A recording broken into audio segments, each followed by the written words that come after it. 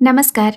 आइए सुनते हैं शरत चंद्र चट्टोपाध्याय के द्वारा लिखी हुई कहानी अनुराधा का दूसरा भाग। आगे बढ़ने के पहले जानते हैं पिछली भाग की कहानी। गणेशपुर, जो कि अनुराधा के पुरखों का गांव है, वहां उसके पिता की जमींदारी चलती थी। पिता के चाल चलन की वजह से सारी जायदाद कर्ज में डूब जाती है। पिता के गुजर जाने के बाद अनुराधा के भाई गगन चटर्जी के हिस्से में आता है एक टूटा फूटा पुराना डिक्रीशुदा मकान, गले तक कर्ज में डूबी हुई गांव की संपत्ति और पिता की दूसरी पत्नी की कुंवारी कन्या अनुराधा।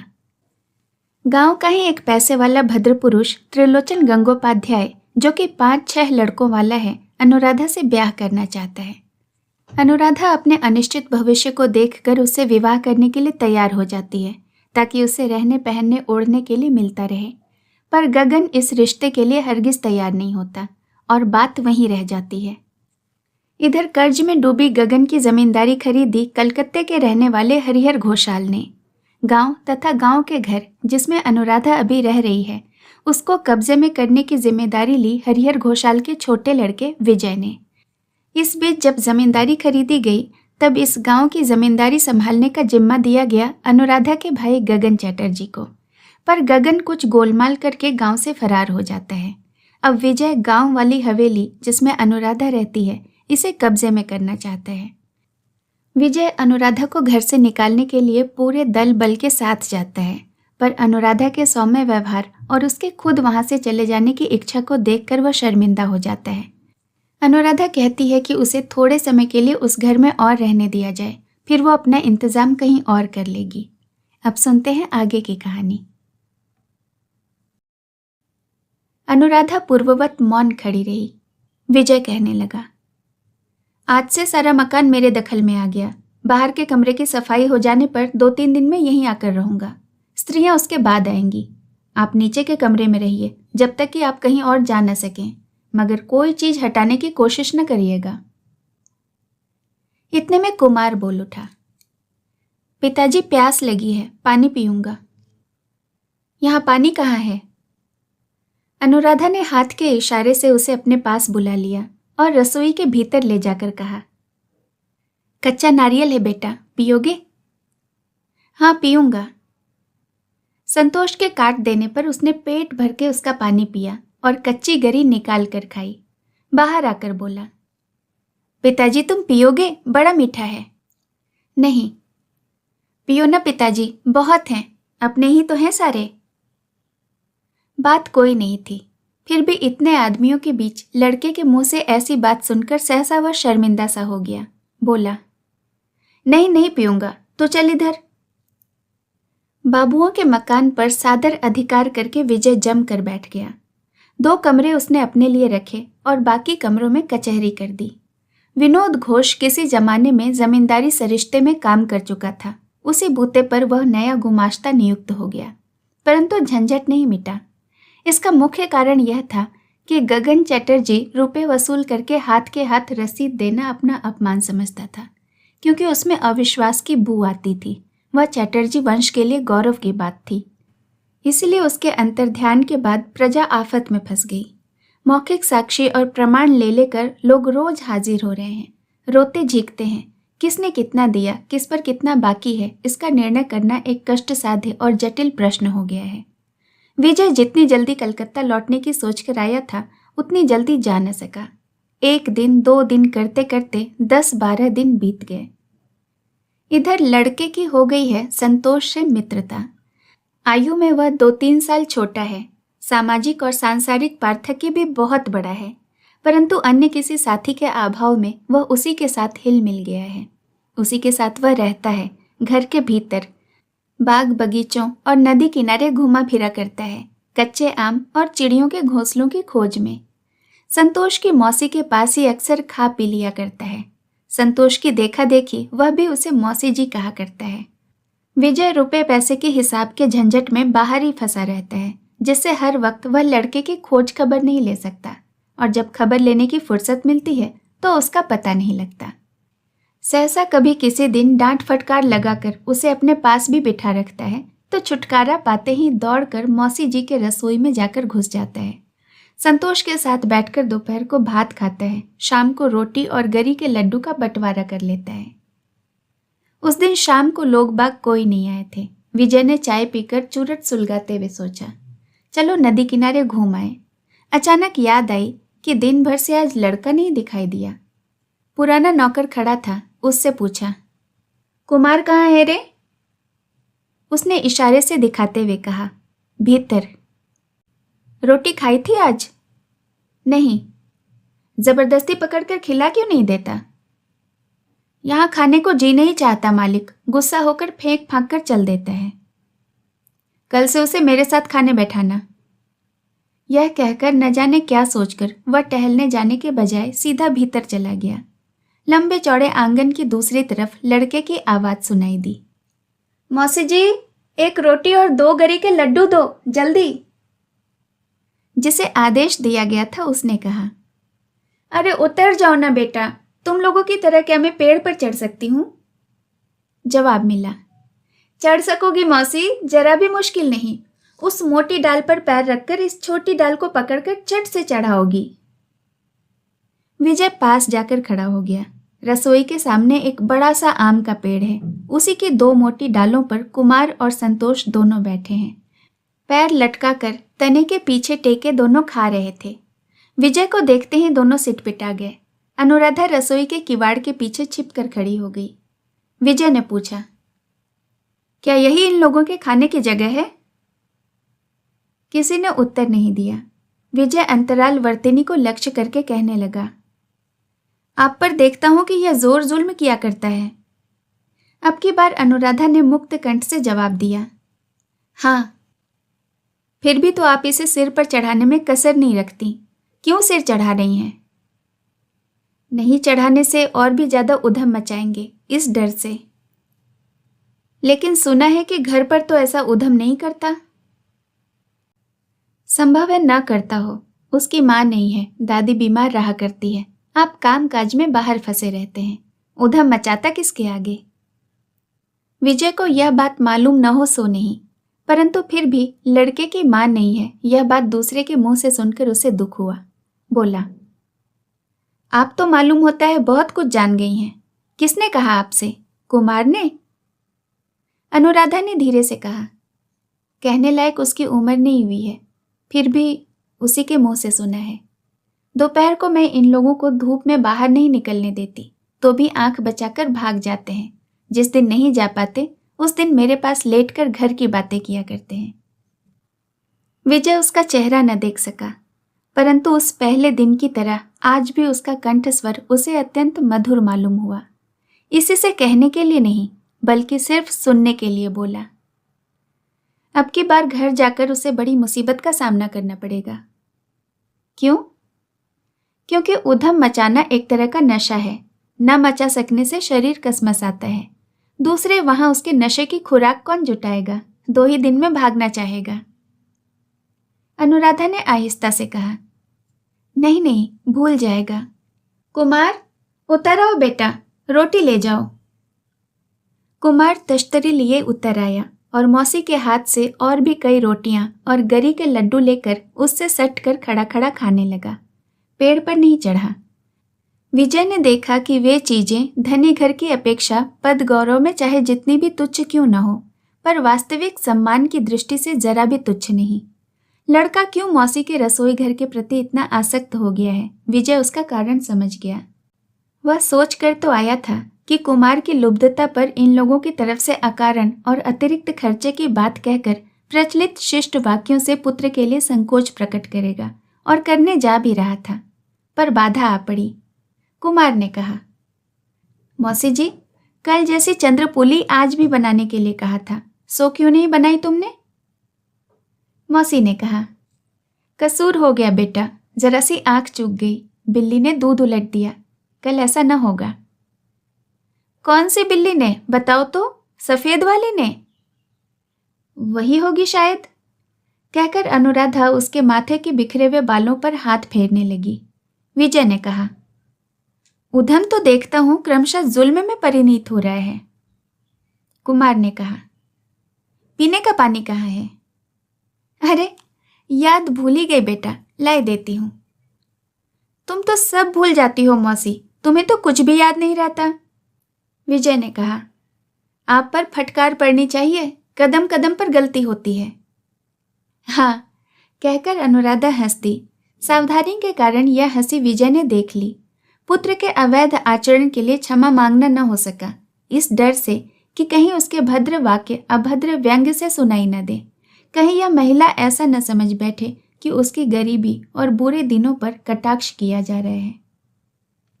दूसरे दिन दोपहर को अनुराधा कुमार और संतोष को भात परोसकर तरकारी परोस रही थी। माथा खुला था, बदन का कपड़ा कहीं का कहीं जा रहा था। इतने में अचानक दरवाजे के पास किसी आदमी की परछाई आ पड़ी। अनुराधा ने मुंह उठाकर देखा तो छोटे बाबू हैं। एकाएक सकुचाकर उसने माथे पर का कपड़ा खींच लिया और वह उठकर खड़ी हो गई। विजय ने कहा, एक बहुत जरूरी सलाह के लिए आपके पास आया हूँ। विनोद घोष भी गांव का आदमी ठहरा, आप तो उसे जानती होंगी। कैसा आदमी है, बता सकती हैं? उसे गणेशपुर का नया गुमाश्ता कायम किया गया है। पूरी तौर से उस पर विश्वास किया जा सकता है या नहीं, आपका क्या ख्याल है? विनोद 1 सप्ताह से ज्यादा हो गया था। यथासाध्य काम तो अच्छा ही कर रहा है, किसी तरह की गड़बड़ी नहीं की। सहसा घबराकर उसके चरित्र की खोज खबर लेने की ऐसी क्या जरूरत आ पड़ी? अनुराधा की समझ में कुछ न आया। उसने मृदु कंठ से पूछा, विनोद भैया कुछ कर बैठे हैं क्या? अभी तक तो कुछ नहीं किया, मगर सावधान होने की जरूरत तो है ही ना। मैं तो उन्हें अच्छा ही आदमी समझती आई हूं। सचमुच समझती हैं या निंदा नहीं करनी चाहिए इसीलिए अच्छा कह रही हैं? मेरे भले बुरे कहने की क्या कोई कीमत है? है क्यों नहीं, वह तो आपको ही प्रामाणिक साक्षी मान बैठा है। अनुराधा ने जरा सोच विचार कर कहा, है तो वो अच्छे आदमी, फिर भी जरा निगाह रखिएगा। अपनी लापरवाही से अच्छे आदमी का भी बुरा हो जाना कोई असंभव बात नहीं है। विजय ने कहा, सच्ची बात तो यही है। कारण कसूर का कारण ढूंढा जाए तो अधिकांश मामलों में दंग रह जाना पड़ता है। फिर लड़के को लक्ष्य करके कहा, तेरी तकदीर अच्छी है जो अचानक से तुझे एक मौसी मिल गई है, नहीं तो इस घने जंगल में आधे दिन तुझे बगैर खाए ही बिताना पड़ता। अनुराधा ने धीरे से पूछा, आपको क्या यहाँ खाने पीने की तकलीफ हो रही है? विजय ने हंसकर कहा, नहीं तो ऐसे ही कहा। हमेशा परदेश में दिन बिताए हैं, खाने पीने की तकलीफ की कोई खास परवाह नहीं करता। कहकर वह चला गया। अनुराधा ने खिड़की की संग में से देखा कि अभी वह नहाया निपटा भी नहीं है। इस मकान में आने के बाद एक पुरानी आराम कुर्सी मिल गई थी। शाम को उसी के हथेली पर दोनों पैर पसार कर विजय आंखें मीचे चुरट पी रहा था। इतने में कान में भनक पड़ी, बाबू साहब। आंख खोलकर देखा, पास ही एक वृद्ध सज्जन खड़े सम्मान के साथ उसे संबोधित कर रहे हैं। विजय उठकर बैठ गया। सज्जन की आयु 60 के ऊपर पहुंच चुकी है, लेकिन मजे का गोल मटोल ठिगना मजबूत समर्थ शरीर है। मूंछ पककर सफेद हो गई है, मगर गंजी चांद के इधर उधर के बाल भंवरे कैसे काले हैं। सामने के 2-4 दांतों के सिवाय बाकी प्रायः बने हुए हैं। बदन पर टसर का कोट और कंधे पर चादर है। पाँव में चीनी दुकान के वार्निशदार जूते हैं और घड़ी की सोने की चेन के साथ सोने से मढ़ा हुआ बाघ का नाखून लटक रहा है।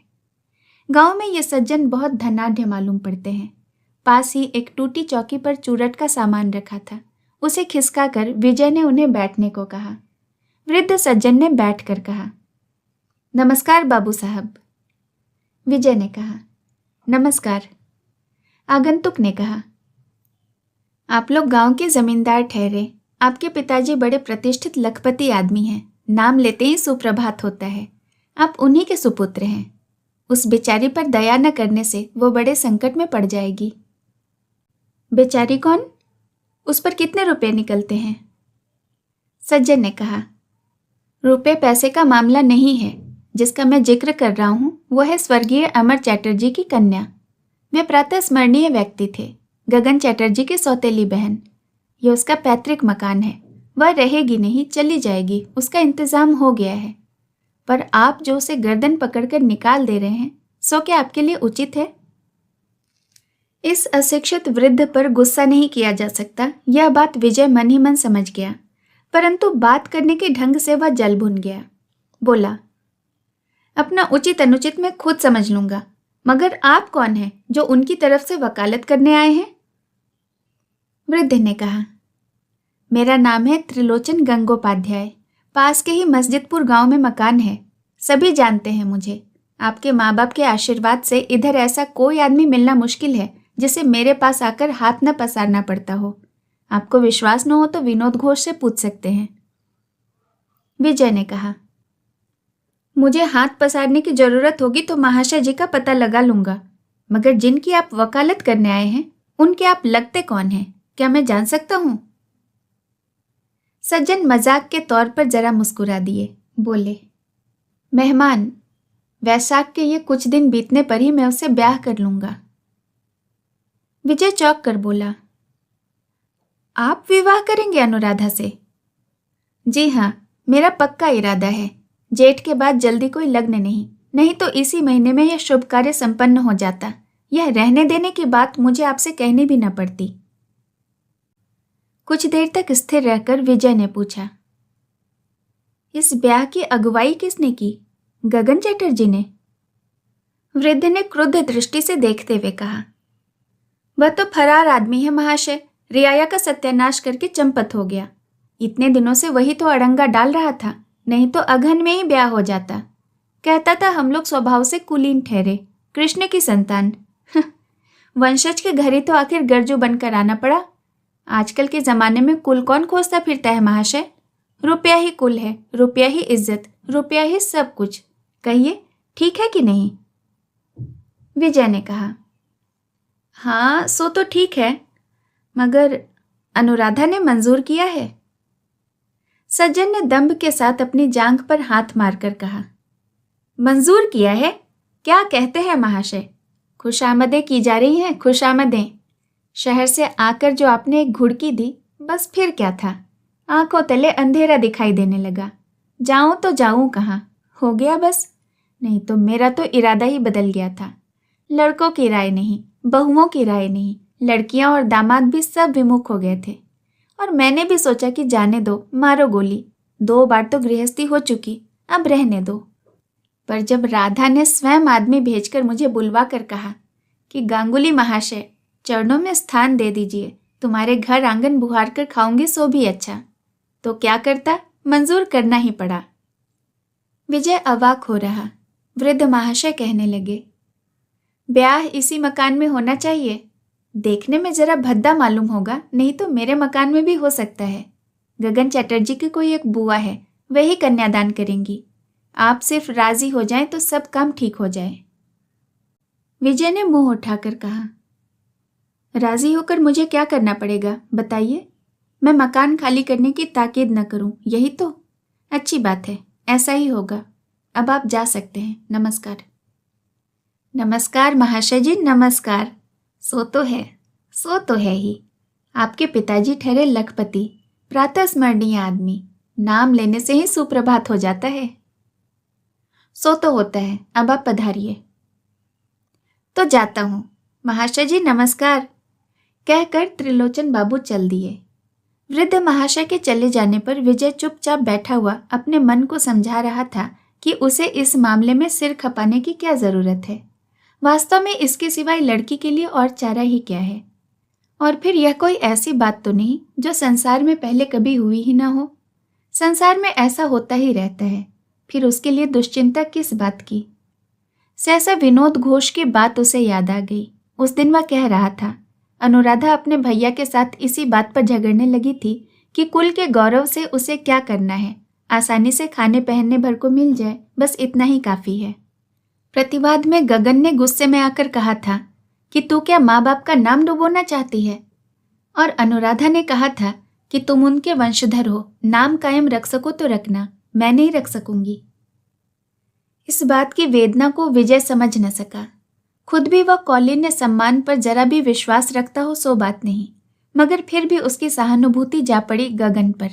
और अनुराधा के तीखे उत्तर की ज्यों ज्यों अपने मन में आलोचना वह करने लगा, त्यों त्यों उसे वह लज्जाहीन, लोभी, हीन और तुच्छ मालूम होने लगी। इधर बाहर सहन में क्रमशः आदमियों की भीड़ जम रही थी। अब उनको लेकर उसे काम शुरू करना है, मगर आज उसे कुछ भी अच्छा नहीं लग रहा। दरबान से कहकर उनको विदा कर दिया और बैठक में अकेला बैठा भी न गया तो वह न जाने क्या सोचकर एक बारगी सीधा घर के भीतर पहुंच गया। रसोई घर के सामने खुले बारामदे में चटाई बिछाकर अनुराधा लेटी हुई है। उसके दोनों तरफ दोनों लड़के हैं, कुमार और संतोष। महाभारत की कहानी चल रही थी।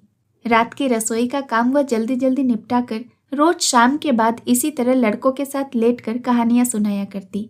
फिर कुमार को खिला पिला कर उसे अपने बाप के पास भेज दिया करती है। चांदनी रात है। घन पल्लव आम वृक्ष के पत्तों के संघों में से चांदनी छन छन कर उनके शरीर पर और चेहरे पर पड़ रही है। पेड़ की छाया में किसी आदमी को इधर आते देखा तो अनुराधा ने चौंक कर पूछा, कौन? मैं हूं, विजय। तीनों जने हड़बड़ाकर उठ बैठे। संतोष छोटे बाबू से ज्यादा डरता है। पहले दिन की याद उसे अभी तक भूली नहीं है। वह ऊहापोह करके भाग गया और कुमार ने भी अपने मित्र का अनुसरण किया। विजय ने कहा, त्रिलोचन गांगुली को आप जानती हैं? आज वो मेरे पास आए थे। अनुराधा को बड़ा आश्चर्य हुआ। उसने कहा, आपके पास? मगर आप तो उनके कर्जदार नहीं हैं। नहीं, मगर होता तो शायद आपको लाभ होता। मेरे एक दिन के अत्याचार का बदला आप और किसी दिन चुका सकती। अनुराधा चुप रही। विजय कहने लगा, वे जता गए हैं कि आपके साथ उनका ब्याह होना तय हो गया है। यह क्या सच है? हाँ। आपने खुद उपयाचक बनकर उन्हें राजी किया? हाँ, यही बात है। अगर ऐसा ही है तो बड़ी शर्म की बात है। केवल आपके लिए ही नहीं, मेरे लिए भी। आपके लिए क्यों? यही बताने आया हूं। त्रिलोचन कह गए कि मेरी ज्यादती से ही शायद आपने ऐसा प्रस्ताव किया है। कहते थे आपके लिए ठौर नहीं, और आपने बहुत आरज़ू मिन्नत करके उन्हें राजी किया है। नहीं तो इस बुढ़ापे में उन्होंने ब्याह करने की इच्छा छोड़ दी थी। केवल आपके रोने धोने पर दया करके ही त्रिलोचन राजी हुए हैं। हाँ, यह सब बात सच है, विजय ने कहा। अपनी ज्यादती में वापस लेता हूं और अपने आचरण के लिए आपसे क्षमा मांगता हूं। अनुराधा चुप रही। विजय कहने लगा, अब अपनी तरफ से प्रस्ताव को वापस ले लीजिए। नहीं, सो नहीं हो सकता। मैंने वचन दे दिया है। सब कोई सुन चुके हैं। लोग उनका मखौल उड़ाएंगे। और इसमें नहीं उड़ाएंगे, बल्कि कुछ ज्यादा उड़ाएंगे। आपके बराबर के उनके लड़के लड़कियां हैं। उनके साथ लड़ाई झगड़ा होगा। उनकी घर गृहस्थी में उपद्रव खड़ा होगा। खुद आपके लिए भी अशांति की हद न रहेगी। ये सब बातें आपने सोच विचार ली हैं? अनुराधा ने मुलायम स्वर में कहा, सोच ली हैं, और मेरा विश्वास है कि ऐसा कुछ भी नहीं होगा। सुनकर विजय दंग रह गया। वृद्ध हैं वो, कितने दिन जिएंगे? आप क्या आशा करती हैं? अनुराधा ने कहा, पति की परमायु संसार में सभी स्त्रियां चाहती हैं। ऐसा भी तो हो सकता है कि सुहाग के लिए मैं ही पहले मर जाऊं। विजय को इस बात का जवाब ढूंढे न मिला। स्तब्ध होकर खड़ा रहा। कुछ क्षण इसी तरह निस्तब्धता में बीत जाने पर अनुराधा ने विनीत स्वर में कहा, यह सच है कि आपने मुझे चले जाने का हुक्म दे दिया है, मगर फिर भी किसी भी दिन उस बात का उल्लेख तक नहीं किया। दया के योग्य मैं नहीं हूं, फिर भी आपने दया की है। मन ही मन आपके लिए कितनी कृतज्ञ हूं यह जता नहीं सकी हूं। विजय की तरफ से कोई उत्तर न पाकर वह कहने लगी, भगवान जानते हैं आपके विरुद्ध किसी के पास मैंने एक भी बात नहीं कही है। कहने से मेरी तरफ से अन्याय होता, मेरा कहना झूठा होता। गांगुली महाशय ने अगर कुछ कहा हो तो वो उनकी बात है, मेरी नहीं। फिर भी मैं उनकी तरफ से क्षमा मांगती हूं। विजय ने पूछा, आप लोगों का ब्याह कब है? 13 जेठ को? तो करीब महीना भर बाकी है ना? हाँ। अब इसमें कोई परिवर्तन नहीं हो सकता शायद? शायद नहीं, कम से कम भरोसा तो वो ऐसा ही दे गए हैं। विजय बहुत देर तक चुप रहकर बोला, तो फिर मुझे कुछ नहीं कहना।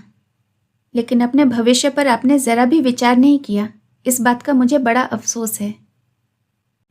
अनुराधा ने कहा, एक बार नहीं, 100 बार विचार कर लिया है। यह मेरी दिन रात की चिंता है। आप मेरे शुभाकांक्षी हैं। आपके प्रति कृतज्ञता प्रकट करने की भाषा ढूंढे नहीं मिलती। लेकिन आप खुद ही तो एक बार मेरे विषय में सारी बातें सोच कर देखिए। पैसा नहीं, रूप नहीं, बिना अभिभावक के अकेली, गांव के अत्याचार अनाचारों से बचकर कहीं जाकर खड़े होने का ठौर तक नहीं। उम्र हो गई 23-24। उनके सिवाय कौन मुझे ब्याहना चाहेगा? आप ही बताइए। तब फिर दाने दाने के लिए किसके सामने हाथ पसारती फिरूंगी? सुनकर आप भी क्या सोचेंगे मन में? ये सभी बातें सच हैं। प्रतिवाद में कुछ नहीं कहा जा सकता। 2-3 मिनट तक निरुत्तर खड़े रहकर विजय ने गंभीर अनुताप के साथ कहा, ऐसे समय में क्या मैं भी आपका कोई उपकार नहीं कर सकता? कर सकता तो बहुत खुश होता। अनुराधा ने कहा, आपने तो मेरा बहुत उपकार किया है, इतना जो कोई नहीं कर सकता। आपके आश्रय में मैं निडर हूँ। ये दोनों बच्चे मेरे चांद सूरज हैं, यही मेरे लिए काफ़ी हैं।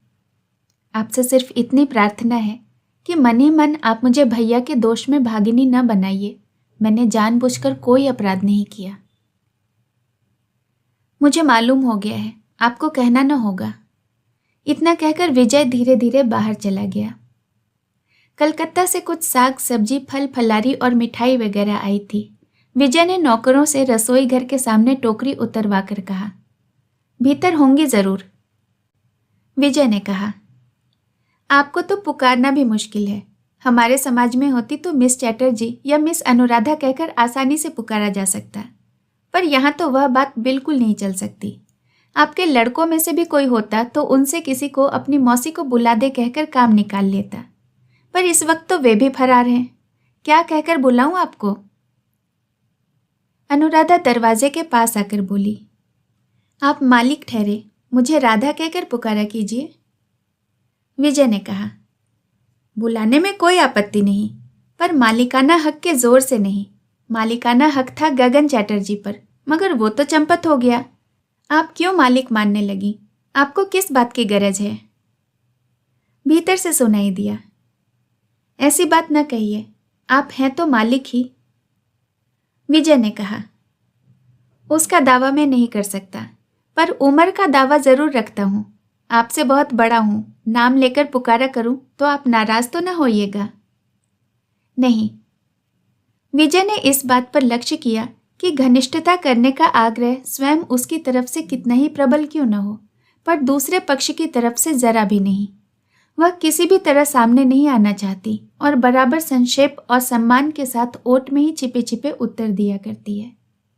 विजय ने कहा, घर से कुछ साग सब्जी, फल मिठाई वगैरह आई है, इस टोकरी से उठाकर रख दीजिए, लड़कों को दे दीजिएगा। छोड़ जाइए, जरूरत के माफिक रख कर आपके यहाँ भिजवा दूंगी। नहीं नहीं, सो मत कीजिएगा, मेरा रसोइया ठीक से खाना बनाना नहीं जानता। आज दोपहर से देख रहा हूं कि चादर तान के पड़ा है। मालूम नहीं कहीं आपके देश के मलेरिया ने न घेर लिया हो। बीमार पड़ गया तो परेशान कर डालेगा। पर मलेरिया तो हमारे यहाँ नहीं है। अगर वह न उठा तो आपकी रसोई कौन बनाएगा? विजय ने कहा, इस छाक की तो कोई बात ही नहीं, कल सवेरे विचार किया जाएगा, और कुकर तो साथ में है ही। कुछ न हुआ तो अंत में नौकर से ही उसमें कुछ बनवा लूंगा। लेकिन उसमें तकलीफ तो होगी। अरे नहीं, मुझे तो आदत पड़ चुकी है। हाँ, लड़के को तकलीफ पाते देखता हूं तो जरूर कष्ट होता है, सो उसका भार तो आपने अपने ऊपर रख लिया है। क्या बना रही हैं इस छाक? टोकरी खोलकर देख लीजिए ना, शायद कोई काम की चीज आ जाए। काम तो आएगी ही, पर इस छाक मुझे रसोई बनाना नहीं है। नहीं बनानी? क्यों? कुमार की देह कुछ गर्म सी मालूम होती है। रसोई बनाने से वो खाने के लिए मचलेगा। उस छाक का जो कुछ बचा है उससे संतोष का काम चल जाएगा। देह गर्म हो रही है उसकी? कहाँ है वह? मेरे बिछौने पर पड़ा संतोष के साथ गपशप कर रहा है। आज कह रहा था कि बाहर नहीं जाएगा, मेरे ही पास सोएगा। विजय ने कहा, सोया रहे, लेकिन ज्यादा लाड़ दुलार पाने से फिर वह मौसी का घर छोड़कर जाना नहीं चाहेगा। तब फिर एक नई परेशानी उठानी पड़ेगी। नहीं उठानी पड़ेगी।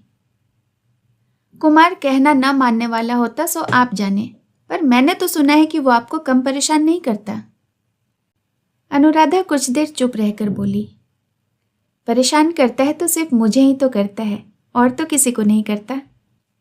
विजय ने कहा, सो तो मैं जानता हूं, लेकिन मौसी ने मान लो कि सह लिया, पर ताई जी उसकी नहीं सहने वाली, और अगर किसी दिन विमाता आ गई तो वो तो जरा भी बर्दाश्त नहीं करेगी। आदत बिगड़ जाने से खुद उसी के लिए विपत होगी। लड़के के लिए विपत हो, ऐसी विमाता आप घर में लाएंगे ही क्यों? विजय ने कहा, लानी नहीं पड़ती। लड़के की तकदीर फूटने पर विमाता अपने आप घर आ जाती है, पर उस खराबी को रोकने के लिए मौसी की शरण लेनी पड़ती है। पर हाँ, अगर वे राजी हों। शेष कहानी अगले भाग में। कहानी सुनने के लिए आपका बहुत बहुत धन्यवाद।